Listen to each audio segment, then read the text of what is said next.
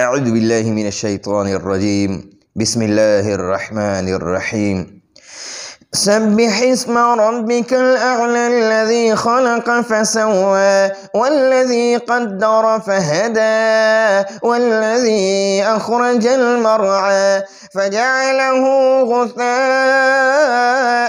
أحوى سنقرئك فلا تنسى إلا ما شاء الله إنه يعلم الجهر وما يخفى ونيسرك لليسرى فذكر إن نفعت الذكرى سيذكر من يخشى ويتجنبها الأشقى الذي يصلى النار الكبرى ثم لا يموت فيها ولا يحيا قد أفلح من تزكى وذكر اسم ربه فصلى بل تؤثرون الحياة الدنيا والآخرة خير وأبقى إن هذا لفي الصحف الأولى صحف إبراهيم وموسى.